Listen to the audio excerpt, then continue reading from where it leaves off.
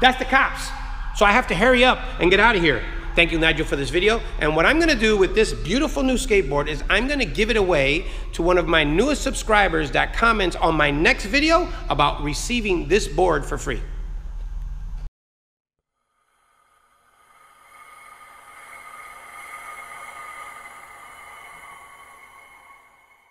Hey. I was just making believe you thought the camera froze or something or whatever. My name's Felix, or One Felix. If you only know me online, nobody could ever say my last name, so I just got rid of it. So we're gonna do a setup video here for Nigel's channel. I'm sure you guys know who Nigel is because you guys tuned in. So I have a beat up board here.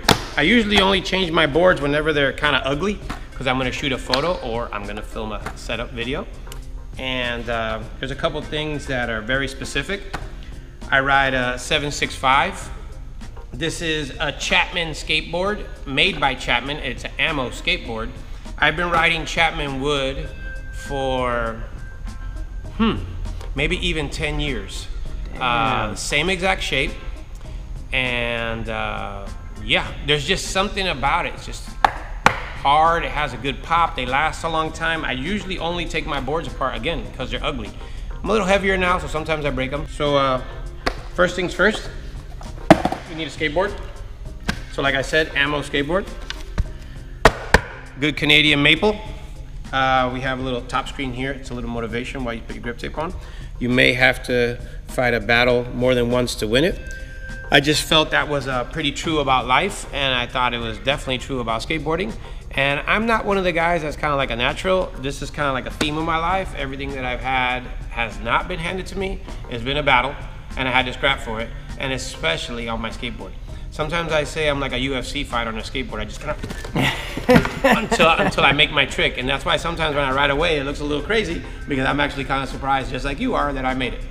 So that's first step. Made in the USA. You can listen. Chapman wood, best in the States. So I guess this is the equivalent to popping a tag if you're a rapper. And the next thing that's pretty prominent on all my boards is years ago I've always been into kind of like grip tape art, but years ago I was a really big pun fan, and I used to stencil on the middle of my board this Big Pun silhouette. And then when Big Pun passed away, I was like super traumatized, so I had like the Big Pun silhouette with a RIP in the middle. And a funny story, since DJ Khaled is so popular online now and everything, he's an old friend. MC Surge actually asked DJ Khaled and I to do an interview called 6 Wheels. And the 6 wheels were 4 skateboard wheels and 2 turntable wheels. So they flew us out to one of the first winter music conferences in Miami, and they basically interviewed us about skateboarding and music and how that comes together and what that has to do with everything. And that just came from a little bit of grip tape art. So the Big Pun is no longer a part of my grip tape design, but I did create this logo. And this is my Felix logo. I got funny stories, and I don't know how much time we got, but I got stories. So I used to use Felix the Cat on every single one of my graphics since I turned pro in 1990. Yes, I said 1990, there's no glitch. But the feds showed up. The feds showed up to stop me from using Felix the Cat, and I had to pay 25 cents for every single item that was in the warehouse that had a Felix the Cat logo on it. Wow. So then I said, man, no more Felix the Cat, because at 25 cents a pop, it's hard enough to make money skateboarding. I don't want to pay 25 cents a pop for, like, you know, some Felix the Cat stuff. So I created my own Batman. It's Felix the Cat, but it's not Felix the Cat, but it's Felix the Cat. And this is what now lives in the middle of my grip tape. As you see right here. So we're gonna put that on my tape. So next, we got Grizzly grip tape. The goofy foot setup. I'm gonna leave the little bear in. I've been joking with those guys about doing something together. I wanna do a Grizzlix. So I wanna put Felix's head on the bear, and it's like a little collab, Grizzlix. And these sheets were produced by Diamond. And Diamond, if you don't know, was the first company ever to do the grip tape with the holes in it, so you don't get bubbles when you push your tape down. Soon after, some of the other guys and some other people did that as well. But it's amazing that Diamond and Grizzly were able to launch this thing that just saved everybody so many problems, because back in the day it was like, oh, holes, bubbles, poke, poke, poke, poke, poke, trying to get rid of your bubbles. I hate that. So now, thanks to these guys, we don't have to worry about that anymore. So we got Grizzly grip tape, Goofy foot selection with a little bear on the left. And then I kind of try and aim for more or less where my board would be. Set up in the center, like, so I put my stencil guy, and then I also do it while the grip tape's not on, so it's flat. Yeah. And then I put my stencil guy more or less, like I was like, oh, that's about the tail, the bolts are around here, and then that's kind of where he lives. Then I use the cheapest paint possible, because no reason to have the good stuff. I go kind of heavy in the middle, because I want the F to be kind of solid, and it gets the most abuse. And then I kind of play the edges kind of just a little bit, so it's kind of like ghostly, like just a little fade. And I usually do this first, so it dries. That way we don't have to get stuck with wet grip tape. So I just slide that off. And then we have definite direction. Legit. That guy's between your legs, towards the back, you know which way you're going. Sometimes I wrap my board backwards so you guys think I'm going switch. It's like. So stickers are in place. Grip tape is hopefully dry enough. I haven't taken my board apart yet. Let's do a little check. Yeah, we're dry. So I'm gonna do grip tape now. I always think about cutting this out, but then I'd spray paint over it. And it's just kind of like a shame. You really notice everything when you pay for everything personally. Oh, yeah. Like I pay for every one of these skateboards personally. And right now I'm covering up $1 that I just paid for to be seen who knows when. It's crazy, but yeah. Okay, so we don't want to cut, we don't want the Grizzly to fall off the board. This is where it gets kind of tricky because I ride a skinny board. I've been riding a 765 for mid-90s, probably, since the 90s. I shrank. I used to ride a board that you could skate on a vert, mini ramp, street, everything. And I used to change wheels. Then I set up separate setups. And then I pretty much stopped skating transition. And the boards kept shrinking on the street, but they never got smaller than 765. And that's maybe when people started flipping their boards and kind of getting into flat ground a little bit more, and it felt like it was easier to get off the ground. And then I never went back up. Like a lot of people tell me to go back up, but whenever I go back up, I can't get the board off the ground really.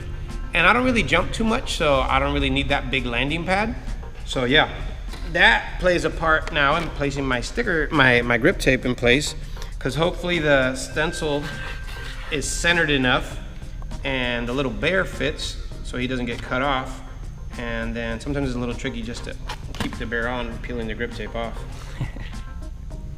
I actually feel the same way about my board also, because Paul P-Rod tried to get me to step up to like a 8 or an 8.1. Mm-hmm. It felt good for ollies and certain tricks, but my tray flips and everything were just jacked. Yeah. Switch trays completely out of the question. Yeah. So now I skate 775 and I don't think I'm going back. I like kind of like the light quick flip, you know, and with the bigger boards, it feels cool to land, but the takeoffs, just like the flat ground takeoffs, just didn't feel the same. It's so hard.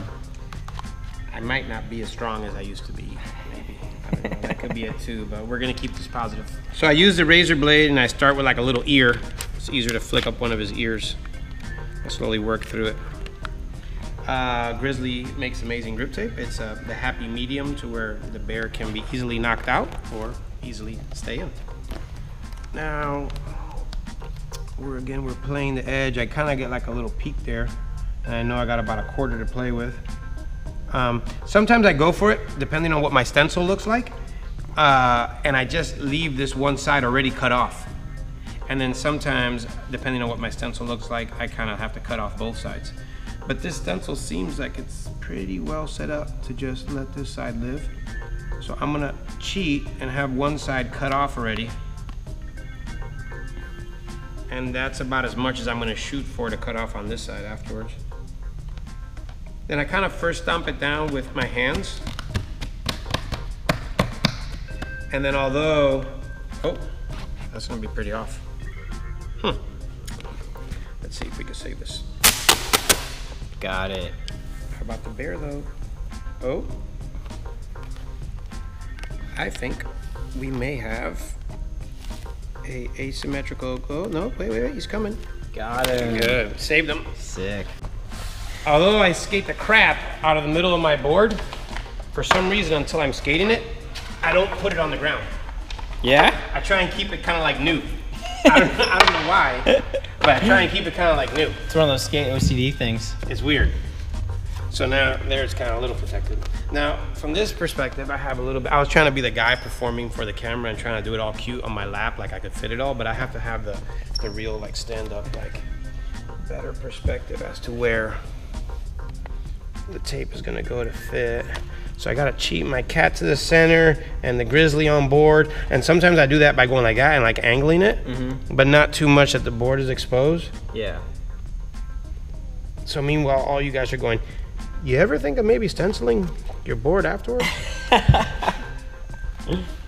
The stencil doesn't come out as clean. Yeah, so here, and then the way I check my stencil too is I go like that and I touch both sides, and that's both edges of the board. So now I see it's kind of like even. Yep. And then just kind of like walk it out. So the bear's safe, the stencil's safe, my board is safe from the floor for some reason. Just because. See, it's brand new. I can still trade it in.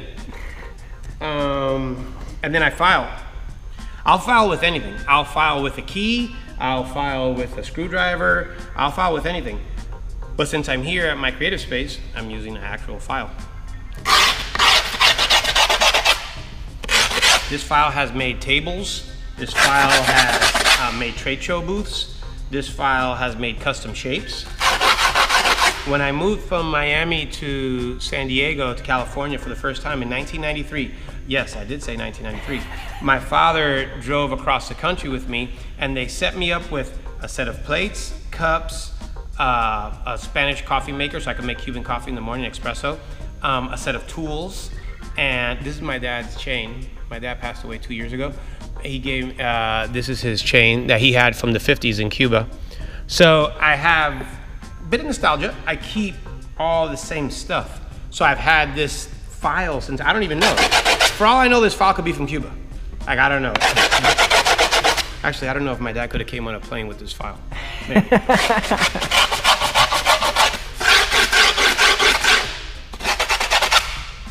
I like seeing the board. It's cool. Yeah. So like I file it till I see the board.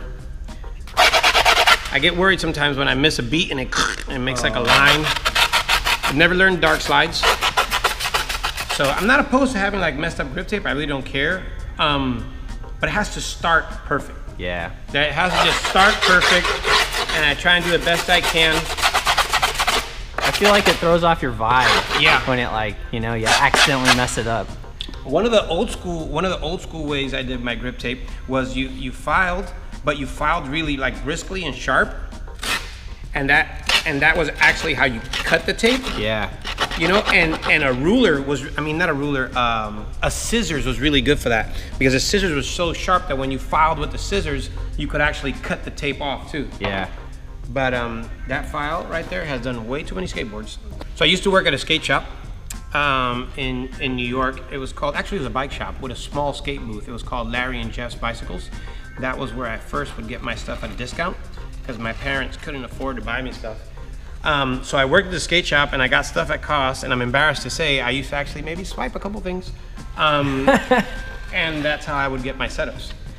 So I've built so many skateboards, and I've kind of always had a job while I've been a professional skateboarder, sponsored skateboarder, like my whole life, because I feel there's so much time during a day that you could actually do a lot of more stuff, and it all kind of like helps itself if it's about itself. Like, I learned a lot working at a skate shop about what kids were into, or how stuff moves, or just even like marketing type stuff.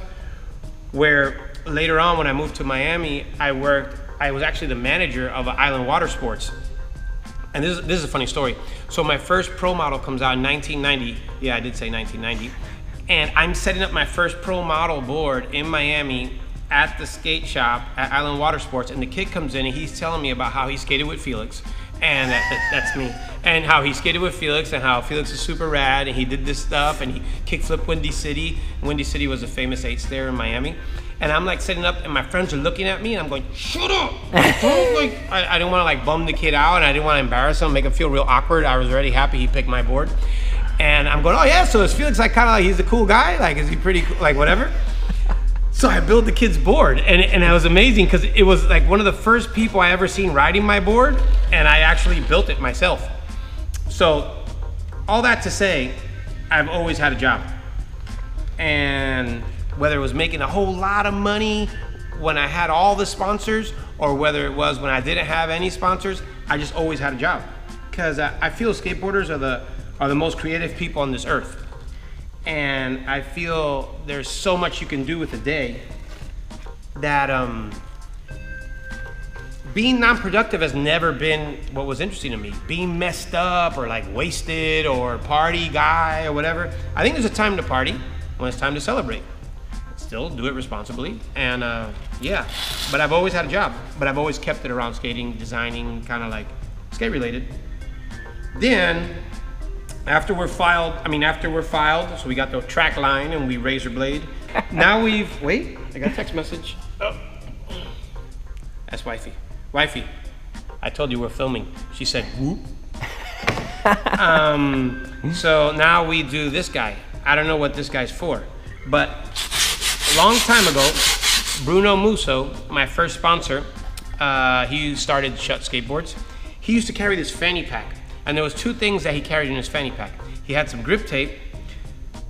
My first sponsor was Shut Skateboards. Shut Skateboards were very brittle and kind of dry for some reason. They were also made in the States, but they were very fragile. So he carried some grip tape, and he carried a lathe, and I believe I have a lathe. Let me see if I have a lathe. Hold on. This is a lathe. So he used to carry this hip sack, right? And the hip sack had grip tape, it had a lathe, it had a file, it had stickers, because you always had a Shut sticker on your board. So yeah, you sand your board down, because whenever your board would like fly off upside down, or like slide somewhere, this would kind of help the edge from like coming up.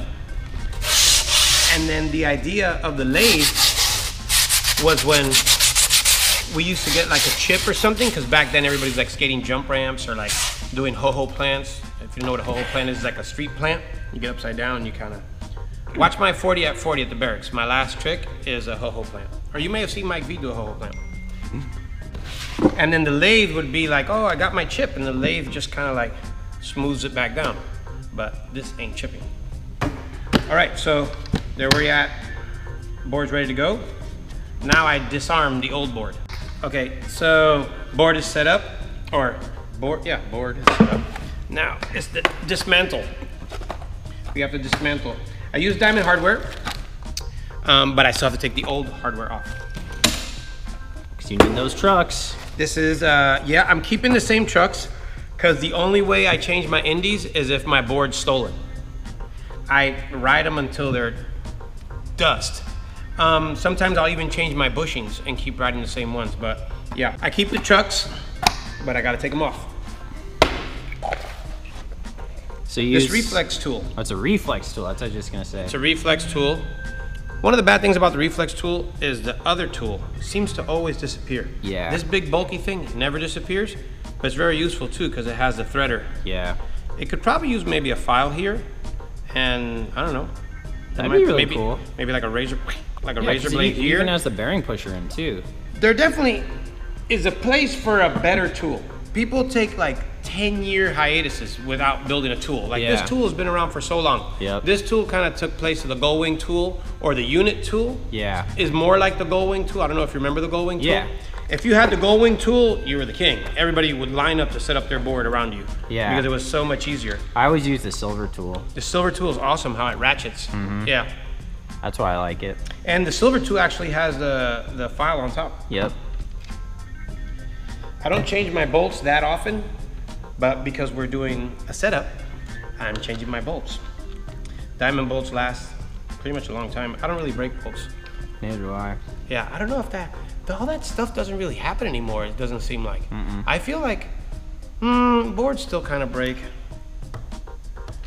But I don't feel like kingpins and bolts break like they used to. Dude, not at all. Kingpins used to be the worst. I used to go to Home Depot and buy the strongest ones possible. Oh, wow. Knock them out right away and put in the good ones. One of my first sponsors in the late 80s, yeah, I said the late 80s, was Grind King.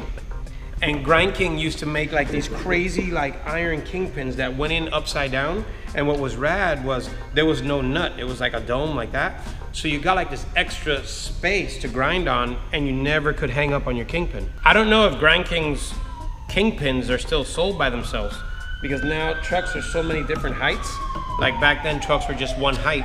So yeah, kingpins were also just one height. So you just take off both trucks right away? Yeah, and then, I do. Do you mark your trucks so you know which one's front and back, or do you just? No, they're tightened a little bit different, and then one has a feeble cut. Oh, okay. And I don't switch feeble as much as I regular feeble. And then I kind of keep the truck by the nose. So they're sitting next to each other right now, almost where they belong. And yeah, I'm a 2 truck off guy before 1 truck goes on. Yeah, I do 1 truck and then put it on, and then 1 truck and put it on, because I'm horrible at telling the nose from the tail. Like, insanely bad. Just because you're more of a new school guy, so you probably skate switch as much as you do regular. Yep. That is for sure. So you're Allen key too. Yeah, Allen key.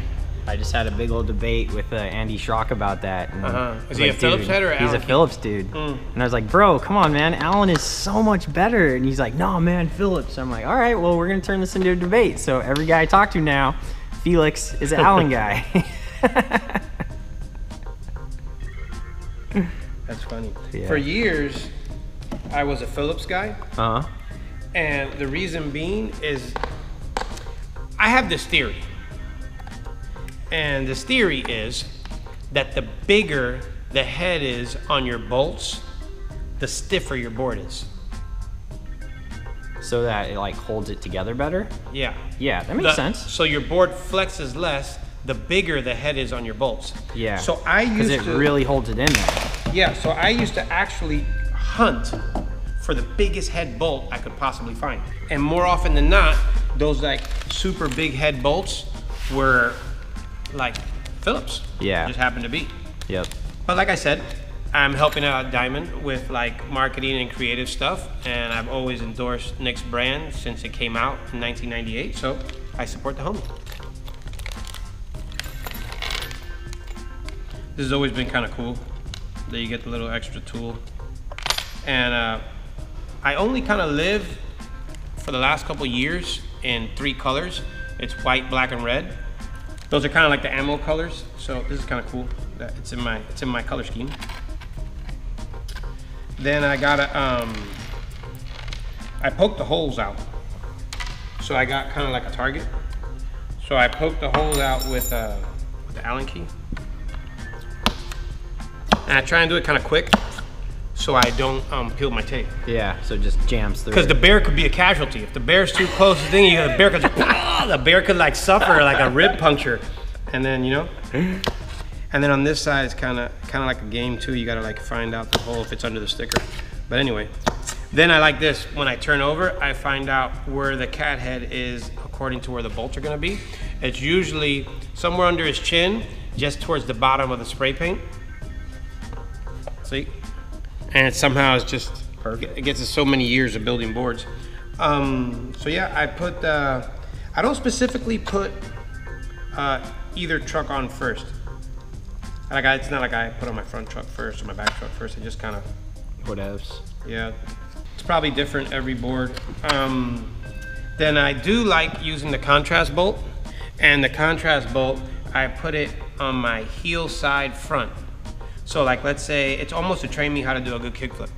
So I kickflip and aim for that when I go across. That's always been kind of like a habit. Front side of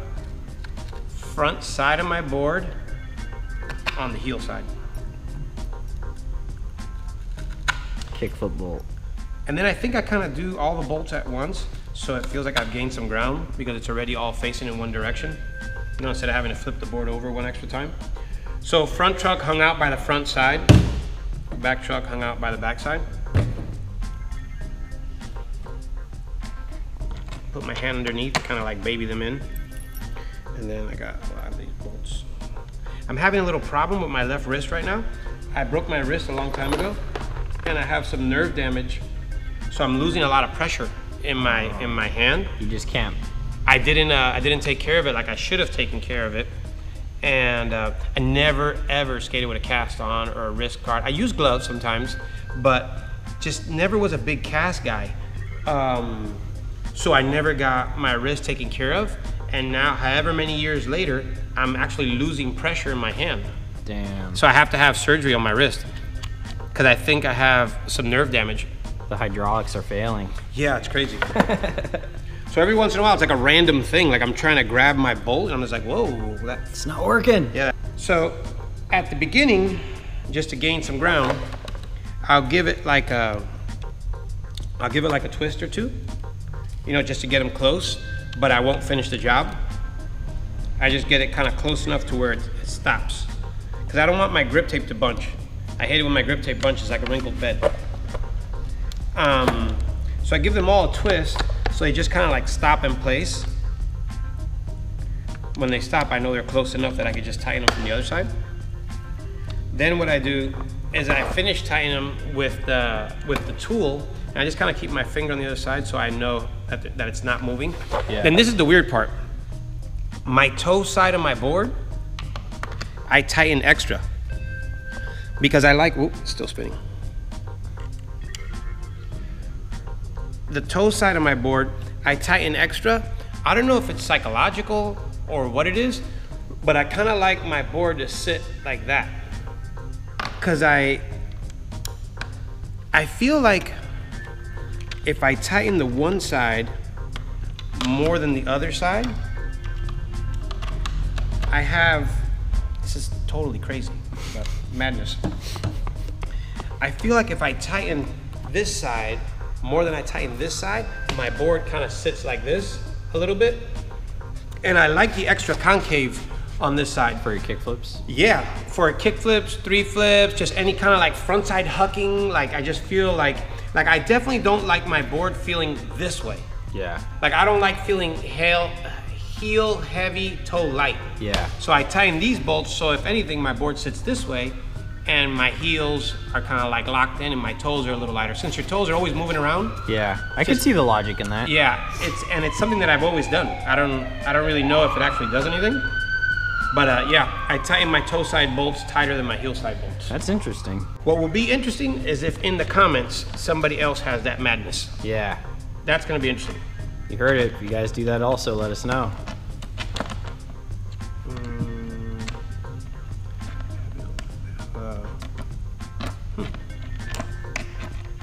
Come on. Having a little, what's going on here? Oh, another one that's kind of, this is funny. This is all like old stuff. Another one that's kind of funny is, I think I need glasses finally. Really? Yeah. And I'm probably gonna sue Instagram and Facebook and Twitter and all that stuff for making me look at my phone so much. I can't see as well as I used to. Dude, that is what it is too. We're fucking straining our eyes out trying to look at this tiny little screen. Dude, I used to be able to read like a book from across the street. And now I find myself like double pumping my phone. Yeah. And I'm going, why am I double pumping my phone? Yeah. Well, realistically, why am I looking at my phone so much? Yeah. But oh, this is cool. Look, it's let me make sure it's a keel. Oh, sick. A keel. I'm in a group message here with some cool people. Let's see, please. Oh my gosh. So Gucci Man just got out of jail, and I'm in a group message right now about sending Gucci Man a box of diamond stuff. Okay. So that shows you how colorful my work is during the day. Done. Oh, Had to Thor it. All right, so back bolts. Same thing with the back bolts. I tighten my toe side tighter than my heel side.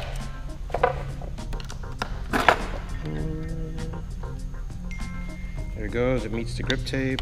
Back. So I ride classic Spitfires, and I usually ride them until they're completely yellow or very small or whatever, but I just got back from Barcelona, and they had these crazy hills where there was a bunch of like longboarders and stuff like that, and it was pretty cool. I was just like bombing with the longboarders and stuff, but I also got into it doing big long slides with them.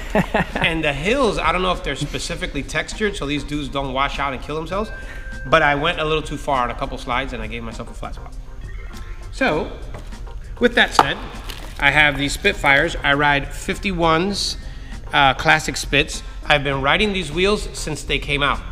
So the same exact wheel, 51 classic Spits. Jim Tebow, if you watch this, no matter how many times you send me those new Formula wheels, they look like oatmeal. I ride the classic 51 Spits. Mickey Reyes knows it.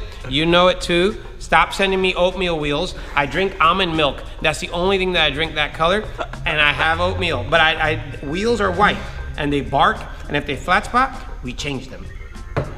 So I like white wheels. Never did colors. The only time I've ever done colors is on like a cruiser board, and they just happen to be black. But yeah, I'm not a colored wheel guy.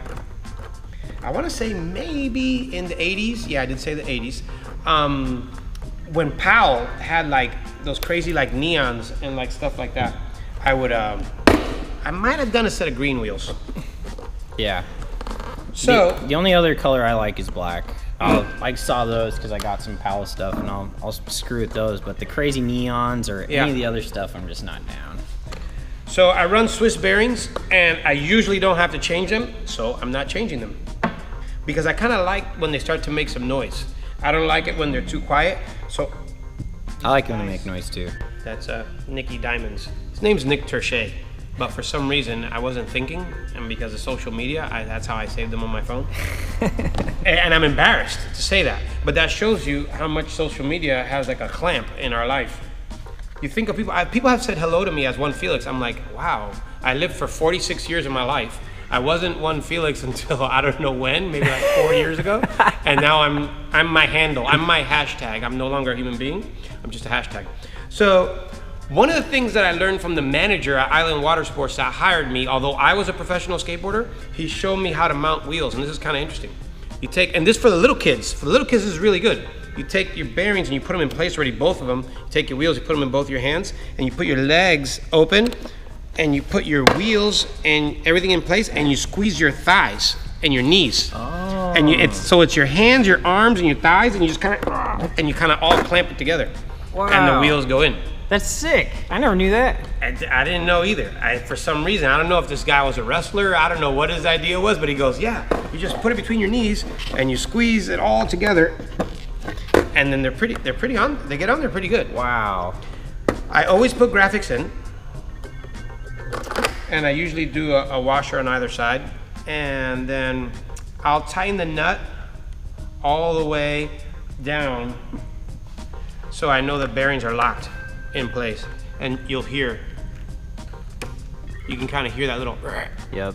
And then I loosen until I have a little bit of play. I would say maybe a couple millimeters, not a quarter inch. There's a little bit of play on each side. And what's cool is this is maybe my second setup with these Swiss bearings, so they're only getting better, and they're only getting a little noisier, and the board doesn't sound wet. Like, I don't like that quiet, wet sound. I like this. Well, see, that one's a little bit better. Has a little bit of Barcelona dirt in it. It has a little bit of like LA. It might have shot off at Stoner Park and like gone into the dirt, so it has a little bit of that. The grimy. Yeah. These indies are still pretty new, so I actually don't have to use the threader, but the threader's on deck in case. I gave away my last board. That's one of the hard things for me.